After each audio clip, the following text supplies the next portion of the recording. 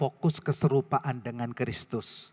Yang ku kehendaki ialah mengenal Yesus dan kuasa kebangkitannya dan persekutuan dalam penderitaannya, di mana aku menjadi serupa dengan Yesus Kristus dalam kematiannya, dan supaya aku akhirnya beroleh kebangkitan dari antara orang mati. Filipi pasal 3 ayat 10-11. Ini sebenarnya esensi Paskah sejati. Kita saat ini ada event Paskah, ada hari peringatan Paskah, namun sebenarnya Paskah sejati adalah kehidupan yang bersama Kristus aktif terus-menerus, bukan sebatas event. Karena itu Rasul Paulus berkata, dalam tubuhku ada parut-parut Kristus. Dalam nafasku ada nafas kebangkitan Kristus. Dan kapanpun ajal menjemput, aku bersama Kristus. Itu esensi Paskah sejati. Jadi dalam kehidupan kita bernafas, dalam kematian dan kebangkitan Kristus, satu paket yang tidak bisa dipisahkan, begitu ya saudara. Mari kita masuk di narasinya ya saudara. Betapa berharganya narasi kematian ini, dan ini bukan fiktif, bukan rekayasa, tetapi nyata, faktual. Mula pertama waktu Allah menciptakan setiap saudara, betapa berartinya menurut gambar rupa Allah, ya, betapa sempurnanya sesuai desain Allah yang kreatif. Saudara memiliki pikiran, kehendak, emosi, hasrat, karakter ilahi di dalam saudara. Mula pertama. Dan diberi free will, satu keleluasaan untuk memanage bumi ini dengan otoritas Allah. Dalam tanda petik, dalam batasan otoritas tentunya. Allah sang otoritas yang segala-galanya itu. Tapi sejak waktu manusia jatuh di dalam dosa, gambar rupa Allah hilang kemuliaannya dari hidup saudara. Ya, bergelutlah kita dalam perbudakan dosa. Bergulung-gulung waktu lepas waktu dari perjanjian lama tidak berhenti.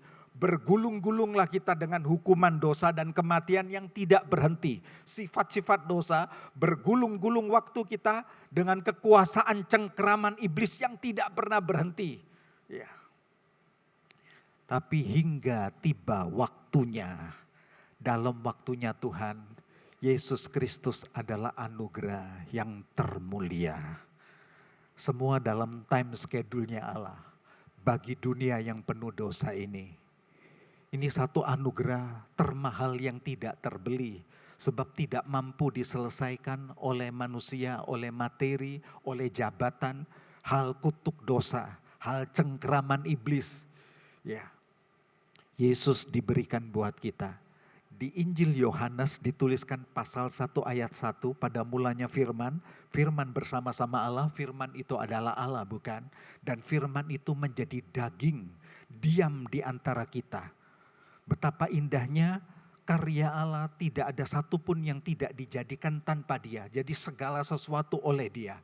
Pada mulanya memang Ia adalah firman, dan firman itu menjadi manusia dan diam di antara kita. Dan untuk menyatakan kemuliaannya, di Yohanes pasal yang ke-6 ditajamkan lagi bahwa Yesus memberikan roti kehidupan adalah pribadinya bagi dunia. Supaya nafas Allah menginvasi bumi kembali. Supaya Allah membangkitkan spirit saudara, spirit kebangkitan untuk menang kembali, mencengkeram kekuatan iblis dan menaklukkannya. Dan jadilah kerajaan Allah menginvestasi di bumi ini, begitu saudara. Karena itu Kristus punya satu target yang begitu mulia. Berapapun harganya, ini kata kuncinya. Berapapun harganya, Tuhan pasti memulihkan kembali setiap saudara. Gambar rupa Allah, amin. Tuhan pasti pulihkan apapun latar belakang kita, apapun pergumulan dan air mata kita, apapun pohon keluarga kita di mana kita dilahirkan, apapun tekanan-tekanan hidup dan trauma-trauma kita, Allah pasti pulihkan. Allah pasti pulihkan, tidak bisa tidak. Gambar rupa Allah untuk memberi kesaksian. Ya. Dan berapapun harga penyalipan itu mahal, Yesus melewatinya. Saudara-saudara, kata kuncinya berapapun. Berbicara mengenai penyalipan adalah eksekusi kematian yang begitu ekstrim. melalui penyiksaan yang luar biasa, menyakitkan sampai kepada kematian. Dari sejak perjanjian lama, sejak zaman Musa, para pembangkang, para pemberontak begitu ya, para pendosa-pendosa yang aktif terus-menerus, di Ulangan pasal 21 ayat 21 sampai 23, bisa saudara catat nanti baca-baca di rumah, sudah ditetapkan bagi para pendosa, pembangkang, pemberontak yang aktif itu, rajam batu sampai mati atau tergantung di tiang gantungan. Itu sudah ditetapkan. Berjalan masa itu terus masuk kerajaan Asyur. Peristiwa penyalipan ini singkat aja 2 menit untuk peristiwa penyalipan singkat. Masuk kerajaan Asyur menduduki wilayah Israel Utara, Babil menduduki Israel wilayah Selatan. Itu sistem penyalipan juga aktif, begitu kuat saudara. Setelah Asyur dan Babel masuk kerajaan Persia. Saudara baca di Alkitab, kerajaan Persia Raja Kores, Ahasiweros, Darius itu juga pakai sistem penyalipan untuk para pembangkang-pembangkang. Saudara ingat Haman di kitab Ester yang disulakan di tiang gantungan. Ya, Darius juga menyalibkan begitu banyak orang saudara. Ya, masuk kerajaan Persia, selesai itu Yunani. Masuk kerajaan Yunani terkenalnya Alexander Agung, Alexander the Great yang mengepakkan sayap kekuasaan Mesir, Fenisia, tempatnya Ratu Isabel itu terus merayap, diberlakukan juga sistem penyalipan. Setelah Yunani masuk Romawi zaman Yesus, masuk Herodes, masuk Nero, diaktifkan tetap sistem penyalipan itu. Kejam sekali Nero itu. Orang di tiang gantungan malah dikasih seperti ya sabut-sabut begitu untuk dibakar begitu sekaligus jadi kayak sumbu begitu saudara. Bukan hanya digantung, itu zaman kekaisaran Nero. Tahun 70 Masehi, Jenderal Titus Roma waktu menduduki Yerusalem meratakan bait Allah dengan tanah. Banyak digantung itu saudara, para martir, para rasul-rasul. Sampai dikatakan kekurangan tiang gantungan. Kejam sekali, jadi eksekusi penyalipan itu sangat kejam. Sangat. Dan Yesus berkata, berapapun harganya, demi cintaku padamu, kata Yesus, aku lakukan itu untuk pemulihan. Berapapun harganya. Mari kita lihat, diawali dari Getsemane. Yesus berdoa di Getsemane. Ya, dia terletak di lereng Bukit Zaitun, sedikit jauh dari Yerusalem, tidak terlalu jauh. Getsemane artinya perasan buah zaitun, minyak zaitun itu. Ya, diperas makin wangi sebenarnya. Itulah arti makna pengorbanan di atas mezbah. Dibakar habis semakin wangi. Hatiku sangat gentar, sedih seperti mau mati rasanya. Injil Markus menuliskan itu. Versi Injil Lukas, karena Lukas itu seorang dokter, tabib begitu, menelitinya dari sisi-sisi yang begitu lebih kaya. Ya, sisi-sisi psikosomatis, ada sisi psikisnya. Dokter Lukas menuliskan bahwa Yesus sangat gentar karena emosinya ya, spirit ilahinya yang selama ini bersatu Bapa dan aku satu, tapi sudah tergambar harus meminum cawan murka Allah Bapaknya. Harus terpisah sejenak demi meminum cawan murka Allah. Itu tidak mudah saudara. Satu koyakan yang begitu luar biasa. Dan semakin ia sungguh-sungguh berdoa kata Alkitab, peluhnya menjadi seperti titik-titik darah yang bertetesan ke tanah. Itu istilah di medis pakai kata hematidrosis. Hematidrosis itu mengerikan, seseorang di dalam tekanan yang begitu berat, stres yang begitu berat. Ya, ini diterangkan. Bisa pori-pori kulit saudara, di bawahnya ada kelenjar-kelenjar keringat, lalu kaya dengan pembuluh-pembuluh darah kapiler itu saudara. Ya, lalu dia mengalurkan darah naik ke otak, turun sirkulasi. Itu bisa pecah seseorang dalam stres yang begitu berat. Bisa sampai ke muka, keluar bintik-bintik darah. Seperti itu kata Alkitab, dalam tekanan yang berat Yesus di Getsemane, sampai bertetesan titik-titik darah ke tanah.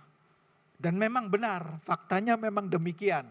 Kalau mau tahu, di Wikipedia, referensi dari Wikipedia sangat bagus juga. Hematidrosis, kondisi di mana terjadi pecah pembuluh darah kapiler di sekitar kelenjar keringat, buat darah keluar dari saluran keringat, dan terjadi saat orang menghadapi kematian atau kondisi stres yang sangat berat. Sagan Medical Dictionary 2012. Dapat terjadi pada orang yang menanti eksekusi kematian. Ya. Ini hematidrosis ekstrim itu kayak begini. Jadi bisa, bukan karena kena pukul. Setelah hematidrosis ini kalau kena mahkota duri, kena pukulan, tamparan, lebih peka, sensitif sekali kulit yang seperti ini. Lebih mudah koyak. Nah itu yang selanjutnya setelah Getsemani, sudah arah-arahan. 1 kali 24 jam Yesus diadili begitu stres dan sangat melelahkan. 6 pengadilan ini saudara, hanya tempo 1 kali 24 jam. Sangat berat, langsung dibawa, mana ada pengadilan tengah malam, ini pengadilan cacat hukum ini sebenarnya. Iya, mana bukti-buktinya itu mana? Diadili di luar jam kerjanya hukum. Ya, sudah jelas cacat hukum. Pengadilan di hadapan Hanas, itu mertuanya Kayafas. Pada waktu itu Kayafas imam besar. Lalu di hadapan Sanhedrin, mahkamah agama. Di hadapan Pilatus. Pilatus, gubernur Yudea pada waktu itu, dia dikenal antek kekuatan dari kekaisaran Rom. Karena dia yang membawa arca kaisar, diarak di Yerusalem, lalu orang-orang disuruh menyembah, bungkuk sampai ke tanah. Itu Pilatus. Saudara bisa bayangkan Yesus diadili. Orang-orang yang model gini ini loh saudara. Dia yang tidak berdosa dijadikan dosa, orang-orang yang model begini. Lalu di masa Herodes, Herodes Antipas ini, anaknya Herodes Agung, yang memenggal kepalanya Yohanes Pembaptis. Istrinya 10. Gimana orang-orang ini yang mengadili Yesus? Saudara bisa bayangkan, tekanan yang begitu berat. Dan tetap Yesus komit pun, berapapun harganya, haleluya. Berapapun harganya, saya akan lewati itu. Istilahnya cinta yang berdarah-darah buat saudara. Lalu prosesi penyalipan. Setelah lewat 6 pengadilan, prosesi penyalipan, prajurit Romawi terdepan akan bawa plakat. Muat nama korban dan kejahatannya. Dianggap kejahatan bahwa Yesus, kata Yesus orang Nazaret, raja orang Yahudi. Benarkah engkau orang Nazaret, raja orang Yahudi? Yesus berkata, benar seperti katamu. Memang dari benih Daud, Yehuda, lahirlah benih kerajaan itu. Yesus tidak mengingkari apa yang sudah diucapkan firman oleh para nabi. Ya, dan itu memang saatnya digenapi. Ditulis dalam 3 bahasa, dianggap kejahatan. Itu hak asasi orang, mau dilahirkan dari keturunan manapun. Itu hak asasi orang. Apalagi jelas dalam penggenapan nats nubuat para nabi. Ya, karena itu Pontius Pilatus sampai cuci tangan. Aku tidak menemukan kesalahan orang ini. Aku tidak menemukan. Dan ini dianggap kejahatan, ditulis dalam 3 bahasa. Ibrani bahasa komunikasi pada waktu itu. Bahasa Yunani adalah bahasa internasional pada waktu itu. Karena itu Alkitab diterjemahkan ke dalam bahasa Yunani juga saudara.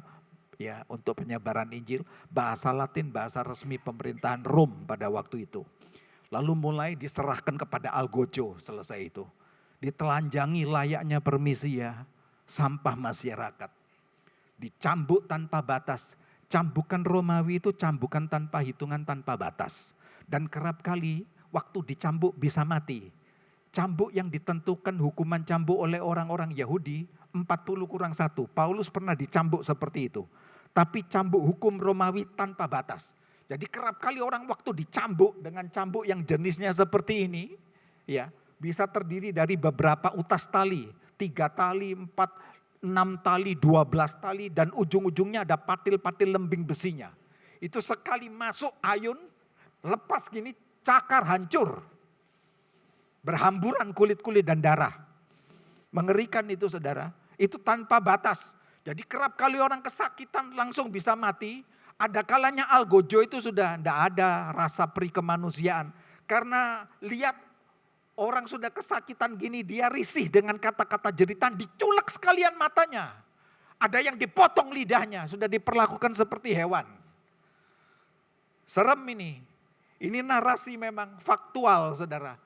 Yesus berkata, aku menyerahkan, memberikan punggungku kepada mereka yang memukul.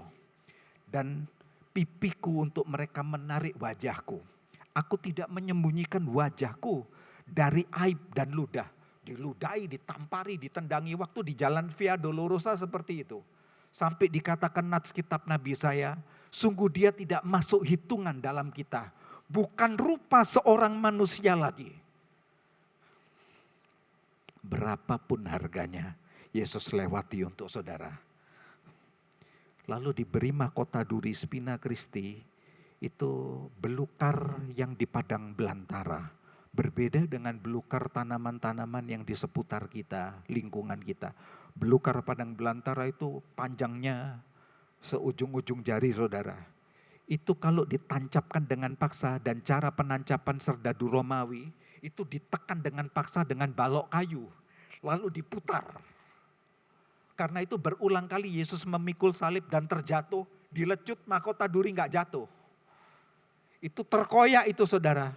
Ya, orang-orang kedokteran cerita, ya, Spina Christi mahkota duri yang mengoyak, kena di saraf-saraf wajah, sampai di saraf mata itu, sementara hematidrosis tadi, itu rasa sensitif, nyerinya luar biasa, bisa sampai kepada kelumpuhan saraf di mata. Kelumpuhan saraf di wajah, sakitnya minta ampun. Lalu bicara paku di tangan dan paku di kaki, ya, dengan tubuh yang menggantung berakibat tulang bahu, lengan siku, pergelangan tangan dan kaki mengalami sakit urat syaraf yang ekstrim. Dan ini benar dibuktikan. Dari para peneliti waktu baca ayat ini ada di Mazmur pasal 22 ayat 15. Segala tulangku terlepas dari sendinya. Kata Ibrani memakai kata parat. Lalu tombak yang tertikam pada rusuknya berakibat sampai sesak napas dan kontraksi jantung yang ekstrim. Itu yang ditulis juga Mazmur 22 ayat 15. Jantungku menjadi seperti lilin, hancur luluh di dalam dadaku. Yang tadinya utuh gitu, bisa hancur itu jantung seperti lilin. Itu sesak napas yang ekstrim itu saudara. Goncangan yang begitu keras, sakitnya minta ampun. Dan diteliti oleh para peneliti karena melihat ayat ini, itu kain kafan Yesus untuk pembungkus jenazah Kristus, ya, ditelitinya betul-betul memang terjadi ayat ini. Karena bagian tulang, ya, bahu, lengan sampai ke siku terjadi pelebaran sampai 23 cm. Pedih sekali, tergantung sementara paku di tangan di kaki dan memang terjadi. Di Mazmur pasal 22 ayat yang ke-16 berikutnya, kekuatanku mengering bagaikan tembikar. Lidahku melekat pada langit-langit mulutku, engkau meletakkan aku dalam debu kematian. Jadi waktu Yesus bicara aku haus, itu sementara kondisi ini. Lidah melekat pada langit-langit. Sesak napas yang begitu ekstrim terjadi. Luar biasa ini, betul-betul luar biasa. Jadi bukan bicara aku haus lalu kasih saya minum, bukan itu. Bukankah masih ingat yang dikotbahkan oleh Pak Haha? Bicara Yesus bicara dengan perempuan yang diperigi Yakub. Ya, kalau engkau tahu kepada siapa engkau berbicara, engkau tidak akan haus lagi. Akulah sumber air hidup. Bukan bicara mengenai air di sumur, bukan bicara mengenai air dunia. Sebab persekutuan dengan bapaknya ini harus memikul canwan, ini diambang kematian, diambang totalitas untuk memang dimurkai Allah. Sejadi-jadinya sudah memikul kutuk dosa kita. Ya, ini yang Yesus lakukan berapapun harganya. Kutuk dosa murka Allah digantikan pengampunan keselamatan. Apapun latar belakang saudara. Kutuk yatim piatu, rasa ditinggalkan, rasa terbuang. Yesus Tuhan bisa menjadi Bapak dan sahabat saudara. Kasih Bapak kapanpun sepanjang masa. Kutuk atas ekonomi, kebangkrutan yang turun-temurun bisa digantikan oleh Allah. Dengan kecukupan dan penyediaan sumber yang tidak pernah berhenti sampai kepada keturunan kita. Kutuk sakit penyakit, kutuk kehancuran kehidupan sampai kepada kutuk kematian. Jadi Yesus Kristus adalah Tuhan yang rela menderita, lapar, miskin, hina, tak berdaya, supaya manusia berdosa dimerdekakan dari hukuman. Kutuk dosa, kutuk maut sampai cengkraman setan. Jadi iblis tidak berkuasa. Karena itu pesan firman Tuhan, berdamailah. Kita kok satu sinkron semua, kita nggak janjian loh. Nggak rekayasa sama kawan-kawan pemimpin pujian, termasuk ayat yang dibacakan itu bisa klop semuanya ya. Nggak ada janjian, nggak ada bocor-bocoran, aku mau khotbah ini, begitu nggak ada bocor-bocoran. Ya, memang Tuhan satukan kita ya untuk esensi dari Paskah ini, Pesak ini. Berdamailah dengan Allah. Yesus Kristus yang tidak mengenal dosa telah dibuatnya menjadi dosa karena kita, supaya dalam Yesus Kristus kita dibenarkan oleh Allah. Ya, ini menjadi jaminan di ayat sebelumnya, ayat yang ke-17. Siapa yang ada di dalam Kristus itu memang diciptakan baru. Jadi ada servis pelayanan pendamaian yang tidak pernah berhenti. Nafas desir darah Kristus di dalam darahmu yang tidak pernah berhenti untuk pendamaian abadi. Sampai saudara ketemu Tuhan. Betapa dahsyatnya anugerah ini, amin. Terima ini, bukan untuk kita tidak bisa bayar ini. Ini hanya bisa diberi sebagai anugerah. Lalu sekarang bicara narasi kebangkitan. Secara singkat Yesus berkata kepada murid-muridnya, akulah akan bangkit pada hari ketiga. Ya, saudara, tidak ada seorang pun punya kekuatan kuasa. Pejabat, saudara teliti zamannya dinasti-dinasti kekaisaran Tiongkok yang begitu hebat. Dinasti Qing Ming Tang dan seterusnya. Gak ada yang berani ngomong seperti ini. Para pejabat kekaisaran, kerajaan-kerajaan gak ada yang berani ngomong seperti ini. Aku akan bangkit hari ketiga. Ya, bukti ia berkuasa atas kehidupan dan kematian, dan Yesus mendeklarasikan akulah kebangkitan dan hidup. Dan benar-benar dia bangkit dan hidup dan menampakkan diri. Saudara-saudara, Flavius Josephus hidup tahun 37 sampai 97 Masehi. Dia sejarawan istana bagi Kaisar Vespasian atau Vespasianus di Roma. Hidupnya di istana dia. Dia sejarawan dan menjadi penasehat Raja Vespasianus. Dia bercerita, karena cerita peristiwa kebangkitan itu bergerak terus.